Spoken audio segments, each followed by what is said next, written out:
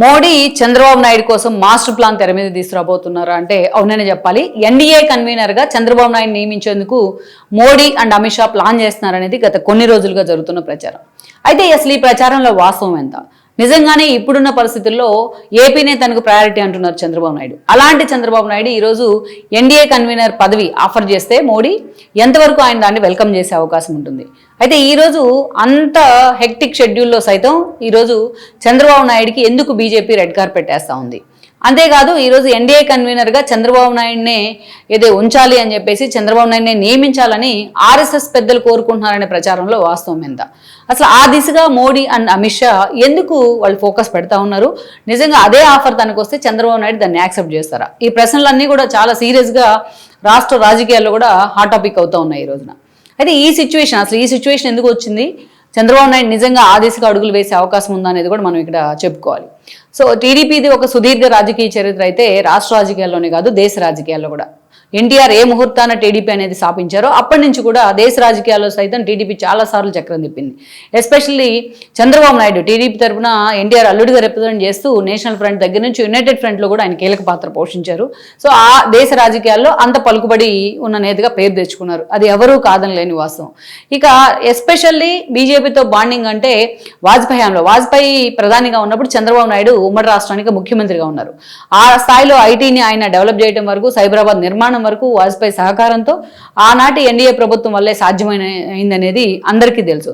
అయితే 5 ఏళ్ల పాటు ఆ రోజు వాజ్పేయి ప్రభుత్వం నిలబడడంలో అంత స్ట్రాంగ్గా ఎమర్జ్ అవడంలో వాజ్పేయి ప్రభుత్వం చంద్రబాబు నాయుడు చాలా కీలక పాత్ర పోషించారని అందరికీ తెలుసు.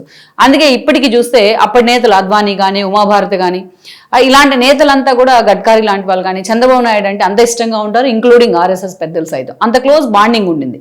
ఆ తర్వాత మనకు తెలుసు మోడీతో చంద్రబాబు నాయుడు అసోసియేషన్ ఎప్పుడు జరిగింది అంటే 2014 ఎన్నికల ముందు.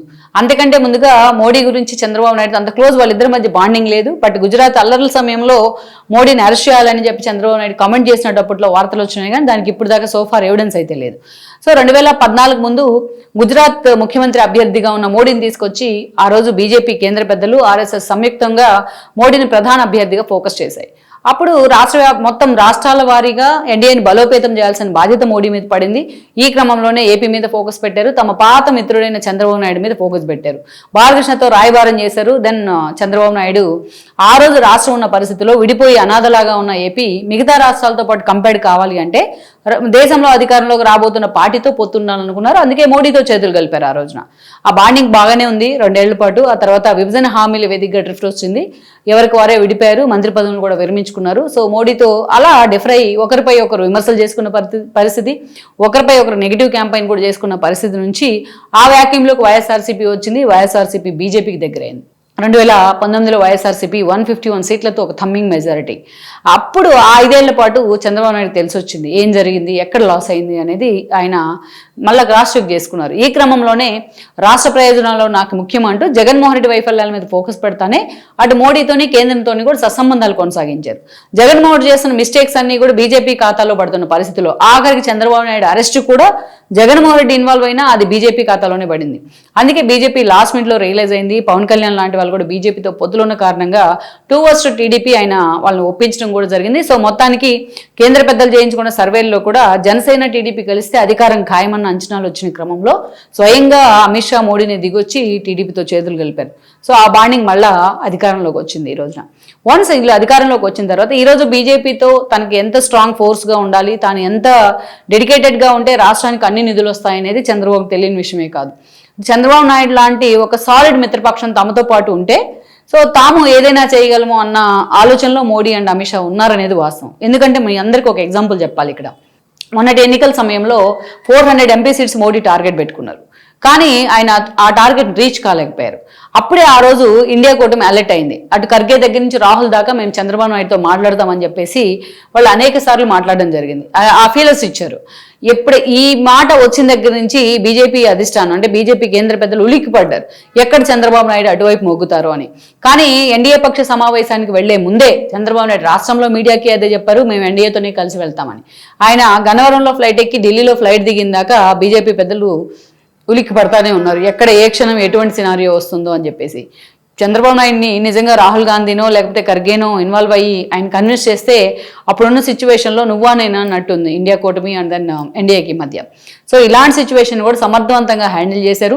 ఫ్లైట్ దిగిన తర్వాత కూడా ఆయన ఎన్డీఏతోనే ఉంటామని చెప్పారు. నేరుగా వెళ్ళి ఎన్డీఏ పక్ష సమావేశానికి పవన్ కళ్యాణ్తో సహా హాజరయ్యారు.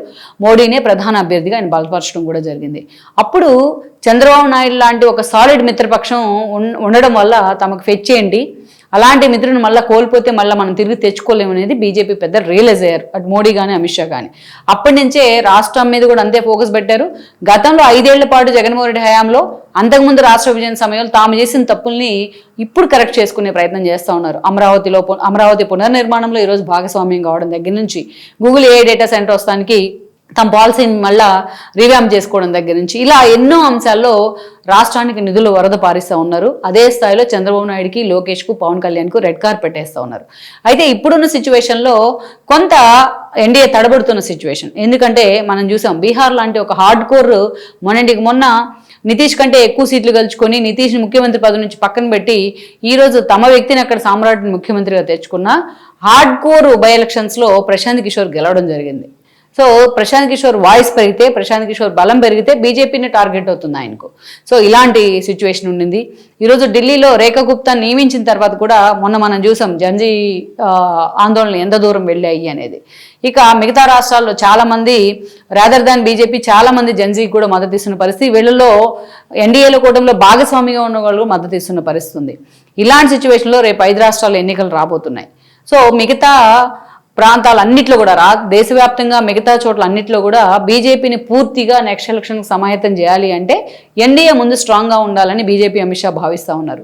ఇలాంటి సిచ్యువేషన్లో చంద్రబాబు నాయుడు లాంటి ఒక నేత ఎన్డీఏ కన్వీనర్గా ఉంటే అది ఎన్డీఏ ఇంకా స్ట్రాంగ్గా ఎమర్జ్ అయ్యే అవకాశం ఉంది అనేది వాళ్ళ చర్చ. ఎందుకంటే జంజీనే రెవల్యూషనే ఒక పెద్ద ఎగ్జాంపుల్, అందులో ఊహించలేదు వాళ్ళు ఏం జరుగుతుంది అనేది. ఎందుకంటే అన్ని ప్రాంతీయ పార్టీలతో టచ్లో ఉన్న ప్రజెంట్ జనరేషన్లో టచ్లో ఉన్న నేతల్లో ఒకరెవరంటే చంద్రబాబు నాయుడు, రెండోది శరద్ పవార్ లాంటి వాళ్ళు. సో ఈరోజు చంద్రబాబు నాయుడు ముఖ్యమంత్రిగా కూడా ఉన్నారు. ఆయన ఏదైనా చేయగలరు, ఎవరినైనా కన్విన్స్ చేయగలరు, ఏదైనా మాట్లాడగలరు, పొలిటికల్గా తాను అనుకున్నది ఏదైనా సరే సాధించగలరు. అందుకే ఈరోజు చంద్రబాబు నాయుడు అంత ప్రయారిటీగా మోడీ అండ్ టీం కనిపిస్తూ ఉన్నారు. అందుకే ఇప్పుడున్న పరిస్థితుల్లో ఇంకా 2 years ఎలక్షన్స్, 2.5 years ఉంది టైం. ఇప్పుడే చంద్రబాబు నాయుడిని ఎన్డీఏ కన్వీనర్గా కనుక మనం నియమిస్తే నెక్స్ట్ రాబోయే రాష్ట్రాల్లో ఎలక్షన్సే కాదు, నెక్స్ట్ జనరల్ ఎలక్షన్స్ కూడా ఈజీగా ఫేస్ చేయొచ్చు. సో ఏమైనా అటు ఇటు తేడా జరిగినా మిగతా ప్రాంతీయ పార్టీలని ఒకే వేదిక మీద తీసుకురావడానికి చంద్రబాబు నాయుడు లాంటి ఒక టవరింగ్ పర్సనాలిటీ ఉన్నారు అనేది కేంద్ర పెద్దల భావన. అటు ఆర్ఎస్ఎస్ కూడా ఈ విషయంలో ఫుల్ సపోర్ట్ చంద్రబాబు నాయుడుకి ఉందనేది ఢిల్లీ సర్కిల్స్లో జరుగుతున్న చర్చ. లెట్స్ సీ మరి ఇప్పుడున్న పరిస్థితుల్లో మాటకు ముందు నాకు రాష్ట్రమే ప్రయారిటీ అనే చంద్రబాబు నాయుడు మరి ఎన్డీఏ కన్వీనర్ పదవి ఆఫర్ చేస్తే ఎంతవరకు దాన్ని యాక్సెప్ట్ చేస్తారనేది మాత్రం ప్రస్తుతానికి $1 మిలియన్ ప్రశ్నగా చెప్పాలి.